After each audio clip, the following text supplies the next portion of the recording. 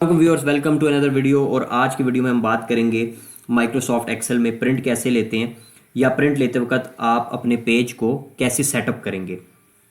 तो पहले मैं आपको पेज सेटअप या प्रिंट के जो डिफरेंट ऑप्शंस है वो एक्सप्लेन करूंगा। फिर हम उन ऑप्शंस को प्रैक्टिकली अप्लाई करेंगे अपनी इस वर्कशीट का प्रिंट लेते वक्त। तो आपने वीडियो को एंड तक देखना है। मैं तमाम ऑप्शंस तकरीबन जो पेज सेटअप के हवाले से हैं या प्रिंट के हवाले से वो इसी वीडियो में डिस्कस करूंगा। तो प्रिंट लेने के लिए सबसे पहले आपको कंट्रोल पी प्रेस करना है। जो ही आप कंट्रोल पी प्रेस करेंगे आपके सामने ये स्क्रीन ओपन हो जाएगी और इसी में तमाम ऑप्शंस मौजूद हैं।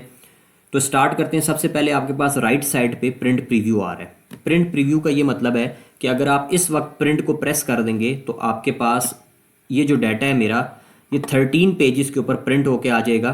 तो डेफिनेटली आप अपने पेजेस ही ज़ाया करेंगे क्योंकि इस प्रिंट का कोई फ़ायदा नहीं है। इसको हमें थोड़ा सा स्ट्रक्चर्ड करना है।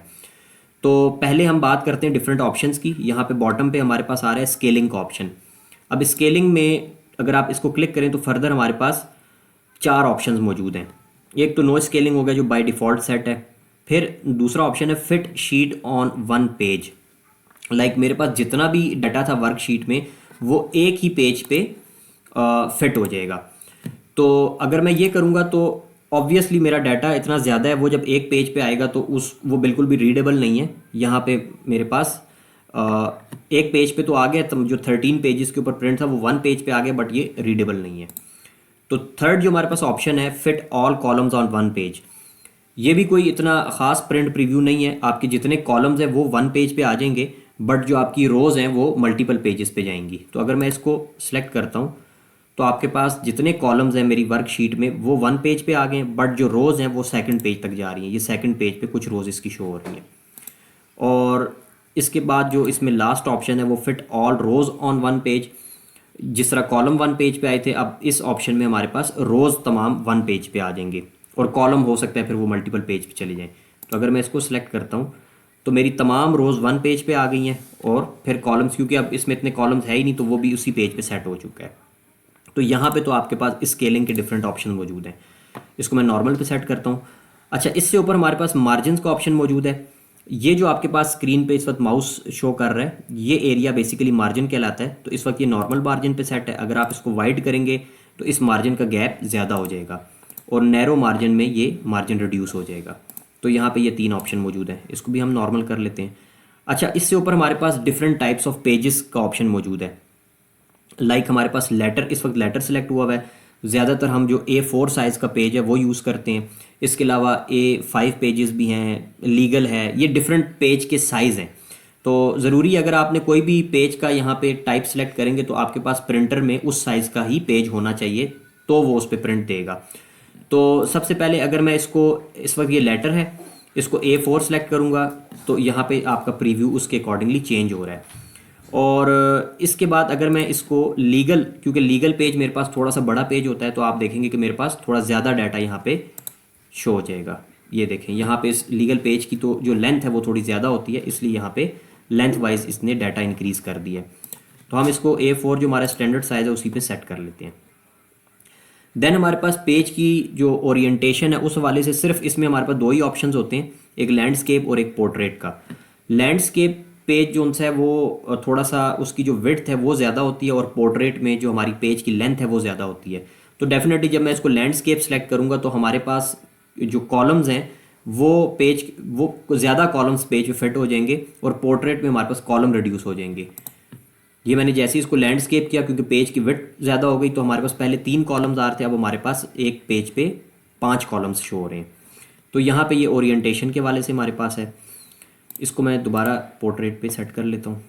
अच्छा, अब आपके पास यहाँ पे 13 पेजेस के ऊपर ये प्रिंट आ रहा है। अगर आप चाहते हैं कि आपने पहले 5 पेजेस का प्रिंट देना है या पेज 3 से पेज 7 तक का प्रिंट देना है, तो आप अपनी पेज की रेंज यहाँ पे सेट कर सकते हैं, लाइक पेज 3 to 7। तो आपके पास ये 3 to 7 पेजेस का ही प्रिंट आएगा।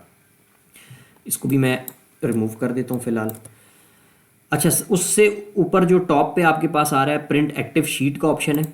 इसमें हमारे पास 3 ऑप्शन हैं। जो इस वक्त सिलेक्ट हुआ वो प्रिंट एक्टिव शीट्स हुआ है, नीचे प्रिंट इंटायर वर्कबुक है। अब मैं जब इसको सिलेक्ट करूँगा तो आप देखेंगे ये नंबर ऑफ पेजेस इंक्रीज हो जाएंगे। ये 13 पेजेस थे, अब 17 हो गए। एंटायर वर्कबुक का मतलब ये है कि आपके पास, मैं इसको पहले बैक कर लेता हूँ, यहाँ पे एक मेरे पास ये वर्कबुक है, जनरल एंट्रीज की इनकम एक्सपेंडिचर है, अगेन फिर इनकम एंड एक्सपेंडिचर की एक वर्कबुक है। तो ये इन तमाम वर्कबुक का प्रिंट ले लेगा, तो इसलिए उसने जो नंबर ऑफ पेजेस है उसको इंक्रीज कर दिया था। देन हमारे पास ऑप्शन है प्रिंट सिलेक्शन। प्रिंट सिलेक्शन के लिए मैं अगेन दोबारा डाटा पे जाऊँगा।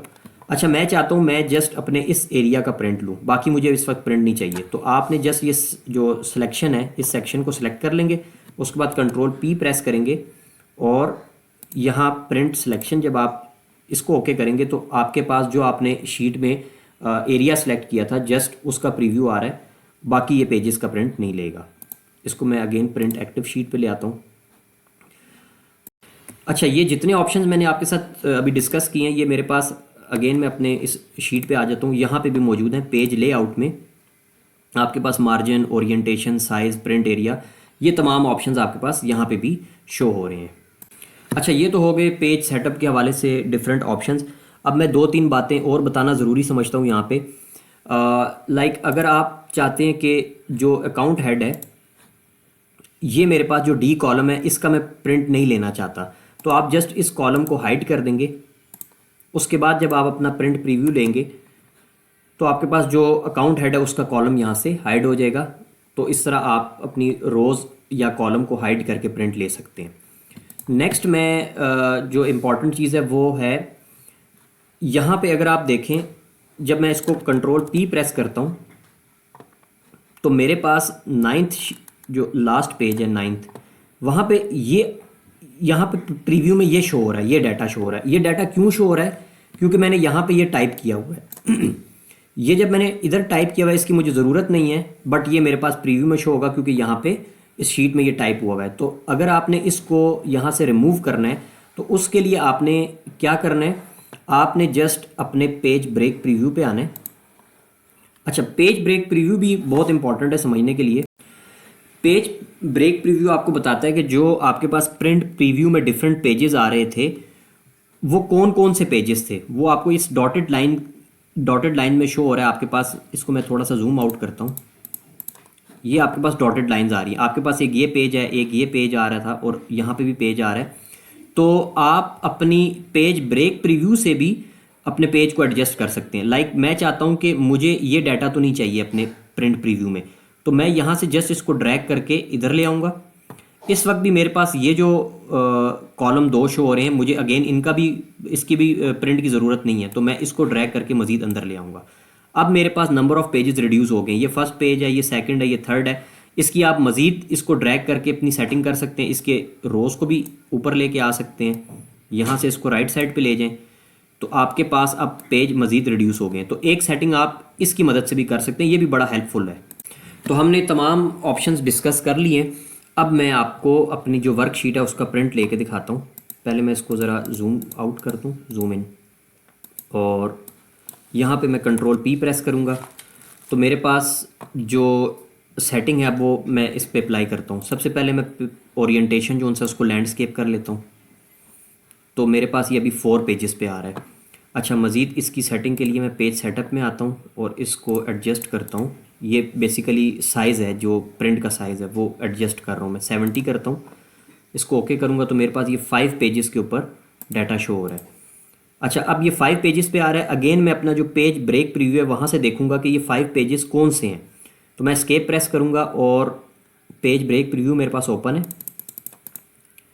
ये मेरे पास फर्स्ट पेज है, आप देख रहे हैं कि ये डॉटेड लाइन शो हो रही है और यहाँ पे मेरे पास ये सॉलिड लाइन आ रही है। तो इसने इन 2 रोज़ के लिए भी एक पेज असाइन कर दिया है, क्योंकि मुझे जो प्रिंट है उसकी में इसकी ज़रूरत नहीं है। मैं जैसे इसको ड्रैग करके ऊपर ले आऊँगा, अब मेरे पास ये फर्स्ट पेज है, ये सेकंड पेज है, देन थर्ड पेज और फोर्थ पेज। तो मेरे पेज की सेटिंग हो चुकी है। अब जब मैं कंट्रोल पी प्रेस करूँगा तो मेरे पास जितना भी डाटा है वो 4 पेजेस के ऊपर आ गया और इसकी तकरीबन सेटिंग हो चुकी है। अच्छा, एक चीज़ मैं आपको बताना भूल गया कि यहाँ पे मेरे पास टॉप जो रो आ रही है वो हेडिंग्स की आ रही है, जिसमें मेरे टाइटल आ रहे हैं। लाइक ये डेट्स हैं तो नीचे डेट्स हैं। जब मैं अपने सेकंड पेज पे जाता हूँ तो वो रो गायब हो चुकी है। अब मुझे जब प्रिंट मेरे सामने आएगा तो ये सेकंड पेज तो आ रहा होगा, बट इसके ऊपर जो टाइटल है वो हाइड हो चुका है, वो मुझे शो नहीं होगा। तो इसको अगर आपने ये अपनी रोज़ हैं उसको हर पेज के ऊपर रिपीट करना है तो उसके लिए आप यहाँ पे आएंगे अपनी मेन शीट पे, इसको मैं जूम कर लेता हूँ।